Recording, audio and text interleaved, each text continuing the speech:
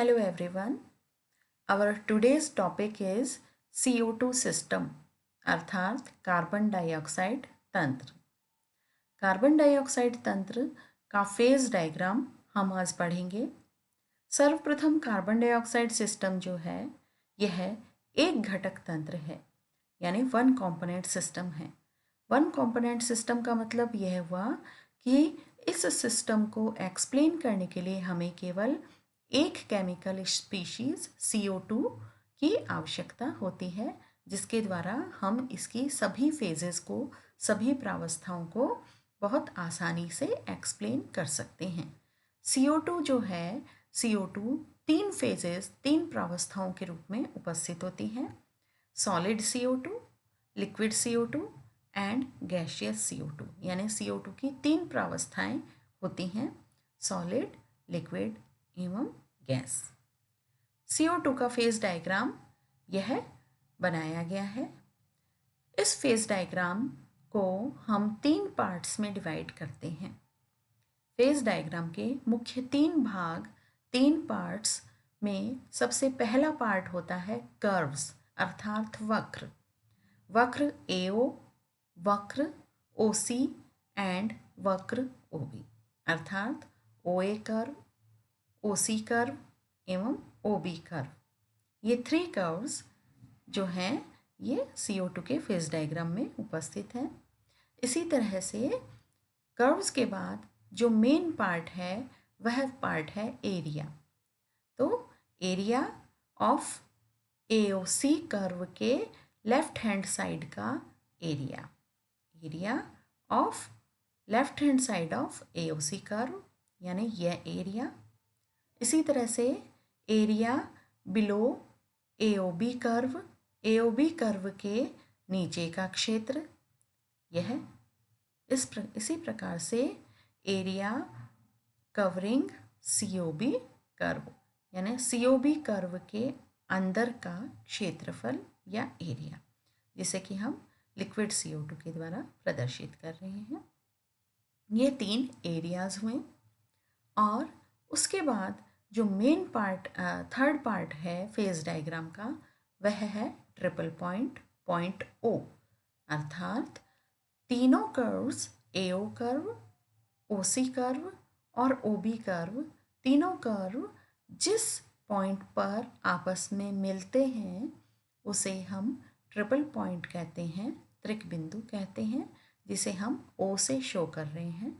यहाँ O से इसे हम प्रदर्शित कर रहे हैं। तो इस प्रकार से CO2 के फेज डायग्राम में प्रमुख तीन पार्ट हैं, मेन थ्री पार्ट्स हैं। फर्स्ट कर्व्स जो कि AO curve, OC curve and OB curve के द्वारा शो किए गए हैं। दूसरा part areas, area of the on the left side of AOC curve, AOC curve के बाएं भाग का क्षेत्र, area below the AOB curve, AOB curve के नीचे का क्षेत्र एवं area covering COB curve, COB के मध्य का क्षेत्र। लास्ट में पॉइंट्स में ट्रिपल पॉइंट O। अब सर्वप्रथम हम कर्व्स की बात करेंगे, यानी वक्रों को पढ़ेंगे। देखिए यहाँ वक्र है OA वक्र। OA वक्र के बाएं भाग की ओर CO2 सॉलिड फेज में उपस्थित है, यानी CO2 की फेज है सॉलिड। इसी तरह से OA भाग के, OA कर्व के राइट हैंड साइड में CO2 गैसियस स्टेट में उपस्थित है, अर्थात AOC एरिया में CO2 की सॉलिड स्टेट उपस्थित है। AOB एरिया के नीचे, AOB कर्व के नीचे वाले एरिया में, नीचे वाले भाग में CO2 गैसियस स्टेट में उपस्थित है। इसी तरह से BOC या COB एरिया कर्व्स के अंदर का एरिया के द्वारा के घेरे जाने वाला क्षेत्र जो है उसमें CO2 लिक्विड फेज में उपस्थित है। ये तीनों हमने पता कर लिए। तो ये तो हो गया सॉलिड CO2, यानी CO2 का सॉलिड क्षेत्र, और यह हो गया लिक्विड CO2, यहाँ CO2 लिक्विड स्टेट में उपस्थित है, और यहाँ CO2 गैसियस स्टेट में उपस्थित है। अब हम देखते हैं, ये तो हो गए एरियाज। तो इस एरिया में हम देखें number of degrees of freedom कितनी होगी, हम उसको कैलकुलेट करेंगे। हम उसको किस तरह से कैलकुलेट करेंगे? प्रत्येक एरिया में केवल CO2 की एक फेज उपस्थित है, जैसा कि हमने पिछले वाटर सिस्टम में भी देखा था कि हर एरिया में CO2 की एक फेज उपस्थित है। ठीक है, तो यह एक फेज हो गई। जैसे इस एरिया में हम ये माने तो CO2 की सॉलिड स्टेट उपस्थित है, CO2 सॉलिड स्टेट में प्रेजेंट है। तो यहाँ अगर CO2 सॉलिड स्टेट में प्रेजेंट है तो हम फेज रूल के द्वारा, फेज रूल क्या होती है? फेज रूल होता है F is equal to C minus P plus 2। Phase rule है F इजक्वल टू F तो number of degrees of freedom की हम यहाँ कैलकुलेशन कर लेंगे। और number of degrees of freedom क्या होगा? नंबर ऑफ कंपोनेंट है C यानी component 1 minus P number of phases. Number of phases इस एरिया में कितनी है? 1 है, तो 1 माइनस 1 प्लस 2 तो is equal to number of phases यहाँ आ जाती है इस एरिया में 1। डिग्री ऑफ फ्रीडम जो है वो number of degrees of freedom आ जाती हैं 2। अर्थात इस एरिया में उपस्थित किसी भी पॉइंट को पूर्णतया एक्सप्लेन करने के लिए हमें 2 डिग्री ऑफ फ्रीडम अर्थात 2 वेरिएबल्स की आवश्यकता पड़ती है। अतः यहाँ इस एरिया में जो डिग्री ऑफ फ्रीडम है वो 2 डिग्री ऑफ फ्रीडम की हमें आवश्यकता पड़ती है। अतः इस एरिया में प्रत्येक पॉइंट द्विचर है अर्थात बाईवेरिएंट है। अर्थात प्रत्येक पॉइंट को एक्सप्लेन करने के लिए हमें, किसी भी बिंदु की स्थिति को एक्सप्लेन करने के लिए हमें उसका प्रेशर और उसका टेम्परेचर दोनों को बताने की आवश्यकता पड़ती है। तो यह हो गया सॉलिड फेज का कौन सा एरिया? AOC वक्र के बाएं भाग का क्षेत्रफल या इसके ऊपर के भाग का क्षेत्रफल, जिसमें आइस नहीं CO2 की सॉलिड स्टेट उपस्थित है।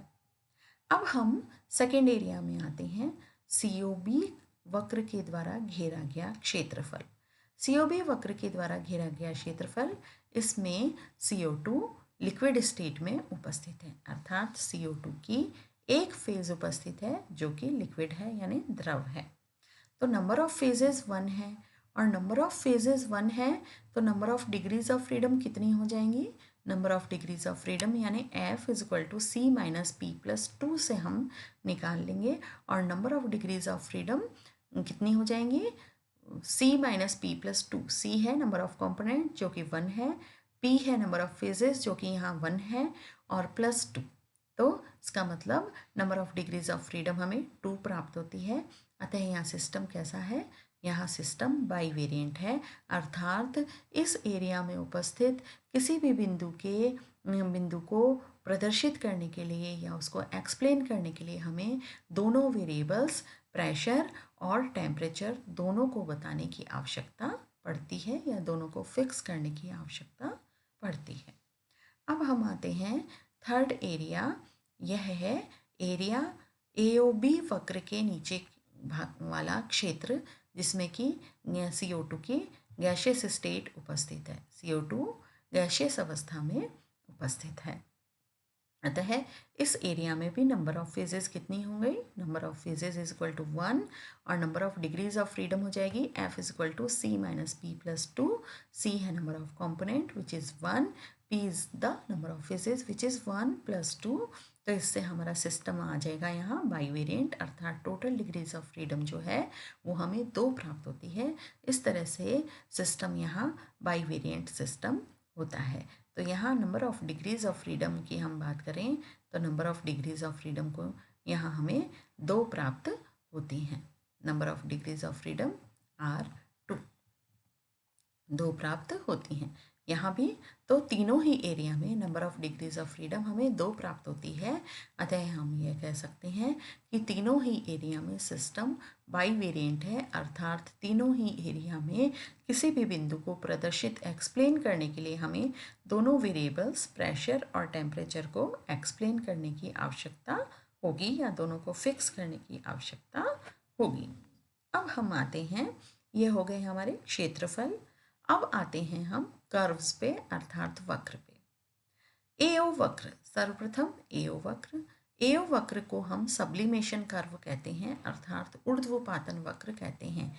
क्यों कहते हैं? क्योंकि एओ वक्र के प्रत्येक बिंदु पर CO2 की सॉलिड फेज गैशियस फेज के साथ इक्विलिब्रियम में रहती है। CO2 की ठोस अवस्था गैसीय अवस्था के साथ साम्य में रहती है, क्योंकि इस वक्र के ऊपर के भाग में सॉलिड CO2 है और इस वक्र के नीचे के भाग में गैशियस CO2 है। अतः इस वक्र के प्रत्येक बिंदु पर solid is in equilibrium with gas, यानी सॉलिड और गैस आपस में इक्विलिब्रियम में रहती हैं। अतः सॉलिड का गैस में परिवर्तन या गैस का सॉलिड में परिवर्तन ऊर्ध्वपातन कहलाता है। अतः हम कहते हैं कि इस वक्र को हम सब्लिमेशन कर्व कहते हैं, यानी CO2 सॉलिड और गैशियस दोनों फेजेस के साथ साम्य में उपस्थित रहती हैं। यानी इस वक्र के प्रत्येक बिंदु पर 2 प्रावस्थाएं उपस्थित होती हैं CO2 की, सॉलिड और गैस, जो कि साम्य में उपस्थित होती हैं। अब चूंकि नंबर ऑफ फेजेस 2 हैं तो number of degrees of freedom कितनी हो जाएंगी? F = C - P + 2 फॉर्मूला से हम इसकी डिग्रीज ऑफ फ्रीडम निकाल लेंगे। और जब हम डिग्रीज ऑफ फ्रीडम हम काउंट करते हैं इसकी, तो हमें डिग्रीज ऑफ फ्रीडम 1 प्राप्त होती है। अर्थात हमें इस वक्र के प्रत्येक बिंदु को एक्सप्लेन करने के लिए केवल एक चर, एक वेरिएबल को बताने की आवश्यकता पड़ती है। दूसरा वेरिएबल ऑटोमेटिकली फिक्स हो जाता है। यानी एक वेरिएबल, यदि हमने प्रेशर बता दिया कि प्रेशर 1 एटमॉस्फेयर है, तो 1 एटमॉस्फेयर प्रेशर का टेम्परेचर हमेशा CO2 का -78 डिग्री सेंटीग्रेड होगा। यानी एक वेरिएबल अगर हम बता देते हैं 1 एटमॉस्फेयर प्रेशर को, तो temperature automatically 1 atmosphere pressure -78 degree temperature पे ही प्राप्त होगा। या फिर हम कह दें एक वेरिएबल हमने टेम्परेचर को बता दिया -78 डिग्री सेंटीग्रेड, तो प्रेशर ऑटोमेटिकली फिक्स होकर हमें यहाँ से पता चल जाएगा, जो कि 1 एटमॉस्फेयर होगा। तो यह जो वक्र है इस वक्र को हम सब्लिमेशन कर्व कहते हैं, ऊर्ध्वपातन वक्र कहते हैं, क्योंकि यहाँ इस वक्र के प्रत्येक बिंदु पर CO2 की सॉलिड स्टेट गैशियस स्टेट के साथ इक्विलिब्रियम में रहती है। अतः सिस्टम यहाँ मोनोवेरिएंट अर्थात एक चर हो जाता है, जिसकी कैलकुलेशन हमने number of degrees of freedom F = C - P + 2 से कैलकुलेट की। F number of degrees of freedom, C number of component जो कि 1 है, और P नंबर ऑफ फेजेस जो कि यहाँ 2 हैं, और +2, तो 1 - 2 + 2 यानी टोटल F = 1। तो F हमें कितना प्राप्त हो गया? F का मान हमें 1 प्राप्त हो गया, और F का मान 1 प्राप्त हो गया, अर्थात सिस्टम यहाँ कितना हो गया? मोनोवेरिएंट सिस्टम हो गया, मोनोवेरिएंट। इस वक्र पर सिस्टम एक चर होता है अर्थात मोनोवेरिएंट होता है। अब हम आते हैं नेक्स्ट कर्व पे, OC कर्व। OC कर्व के बाईं भाग की तरफ सॉलिड CO2 उपस्थित है, यानी CO2 सॉलिड फेज में उपस्थित है, और OC कर्व के दाएं भाग की तरफ CO2 लिक्विड स्टेट में उपस्थित है। अर्थात OC कर्व के प्रत्येक बिंदु पर सॉलिड फेज CO2 की सॉलिड एवं लिक्विड फेज परस्पर साम्य में उपस्थित होती हैं। इस कर्व के प्रत्येक भाग पर CO2 की सॉलिड और लिक्विड फेज परस्पर साम्य में उपस्थित होती हैं। ये 2 फेजेस साम्य में होती हैं। अतः हम इस वक्र को कहते हैं फ्यूजन कर्व, यानी गलन वक्र। यानी CO2 की सॉलिड स्टेट लिक्विड स्टेट में फ्यूजन के द्वारा, गलन के द्वारा परिवर्तित होती है। अतः हम इस वक्र को फ्यूजन कर्व कहते हैं, या हम इसे फ्रीजिंग कर्व भी कहते हैं। फ्रीजिंग कर्व इसलिए कहते हैं क्योंकि लिक्विड स्टेट सॉलिड के साथ साम्य में है, तो हम इसे फ्रीजिंग कर्व भी कहते हैं। और फ्रीजिंग पॉइंट कर्व भी कहते हैं और फ्यूज़न कर्व भी कहते हैं। अब चूंकि नंबर ऑफ फेजेस यहाँ दो परस्पर इक्विलिब्रियम में है, साम्य में है, अतः डिग्रीज ऑफ फ्रीडम टोटल हो जाएगी F equal to C minus P+2 से टोटल डिग्रीज ऑफ फ्रीडम हमें 1 प्राप्त होती है। अर्थात सिस्टम यहाँ इस वक्र के OC वक्र के प्रत्येक बिंदु पर सिस्टम एक चर है, मोनोवेरिएंट है। अर्थात हमें इस वक्र पर उपस्थित किसी भी बिंदु को एक्सप्लेन करने के लिए किसी एक चर को बताने की ज़रूरत होगी। या तो प्रेशर बता देंगे या टेम्परेचर बता देंगे, और दूसरा जो वेरिएबल है वो ऑटोमेटिकली फिक्स हो जाता है, यानी वो ऑटोमेटिकली उसकी वैल्यू हमें प्राप्त हो जाती है। नेक्स्ट कर्व है थर्ड कर्व OB कर्व, जिसे कि हम वेपर प्रेशर कर्व भी कहते हैं या वेपराइजेशन कर्व भी कहते हैं। हम इसे वेपराइजेशन कर्व इसलिए कहते हैं क्योंकि इस कर्व के ऊपर की तरफ यानी इस कर्व के लेफ्ट हैंड साइड में CO2 लिक्विड फेज में उपस्थित है और इस कर्व के राइट हैंड साइड में CO2 गैशियस फेज में उपस्थित है।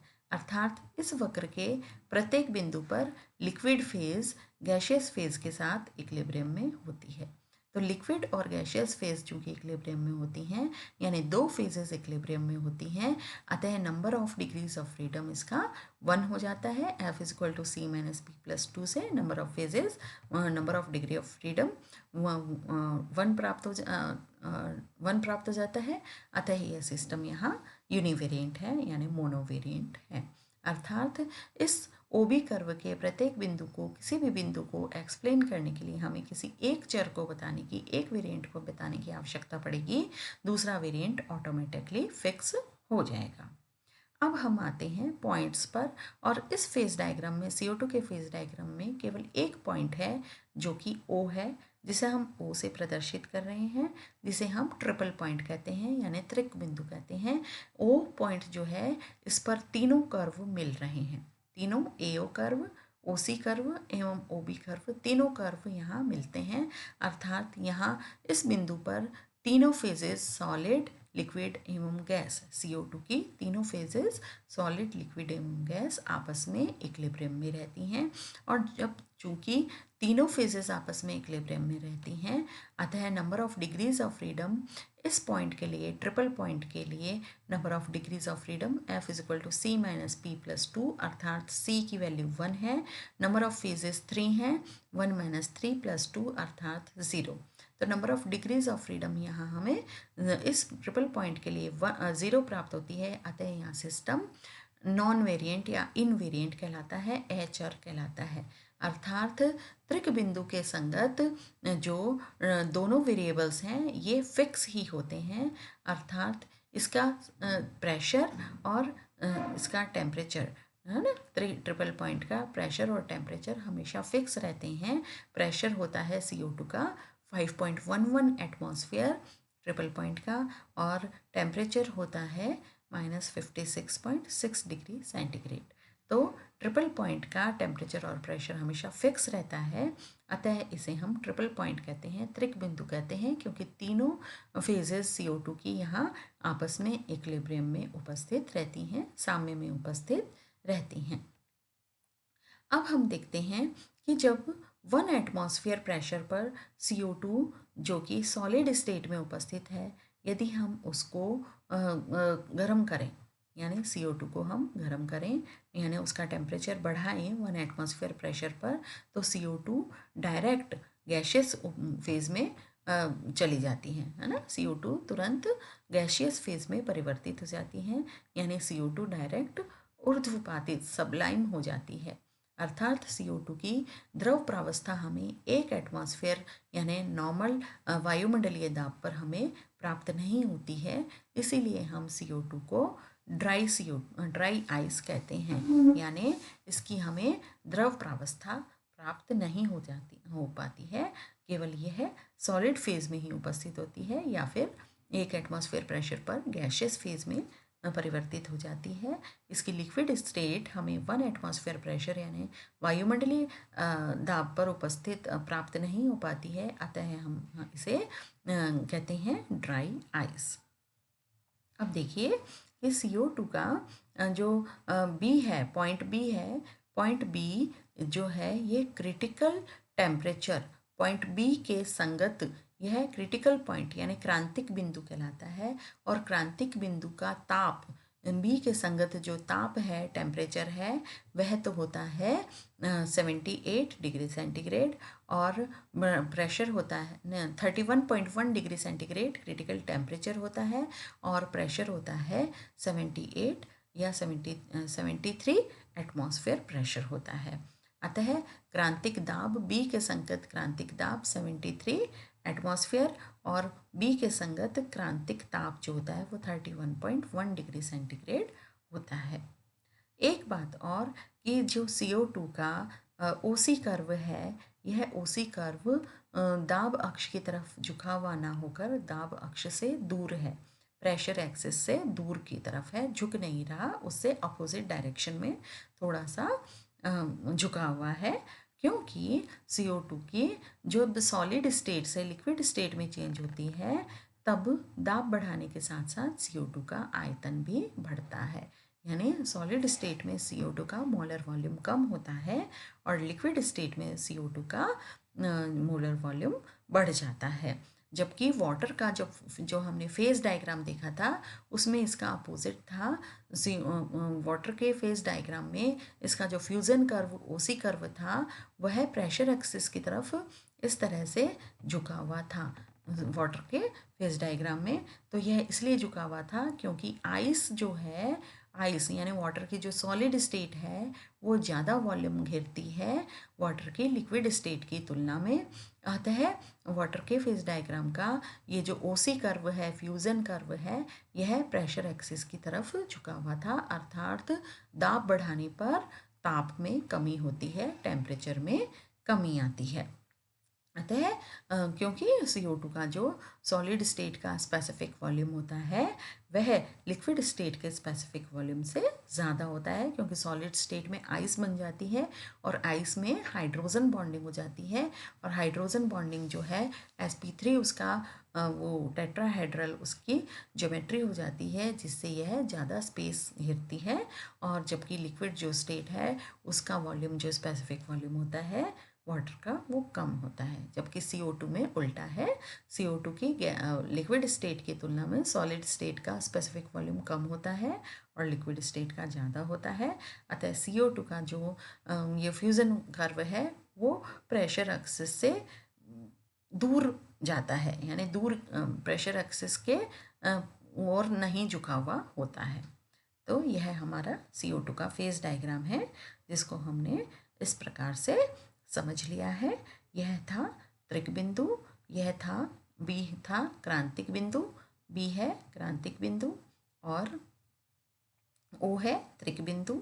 और 1 एटमॉस्फेयर प्रेशर पर यदि हम CO2 सॉलिड CO2 को हम गर्म करते हैं तो यह डायरेक्ट गैशियस स्टेट, क्योंकि इसके इधर गैशियस स्टेट उपस्थित है, ये डायरेक्ट गैशियस स्टेट में परिवर्तित हो जाती है। और यदि हमें CO2 की लिक्विड स्टेट प्राप्त करनी है, यानी सामान्य वायुमंडलीय ताप और दाब पर हमें CO2 की द्रव अवस्था प्राप्त नहीं होती है, CO2 की लिक्विड स्टेट हमें प्राप्त करने के लिए हमें प्रेशर जो है वह प्रेशर 5.11 एटमॉस्फेयर अथवा इससे अधिक प्रेशर अप्लाई करना पड़ेगा।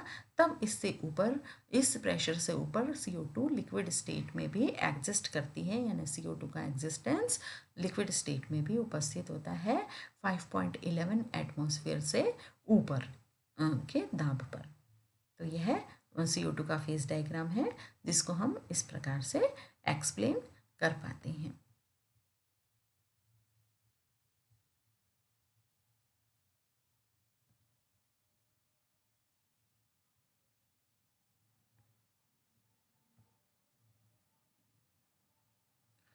तो इस प्रकार से आज का हमारा लेक्चर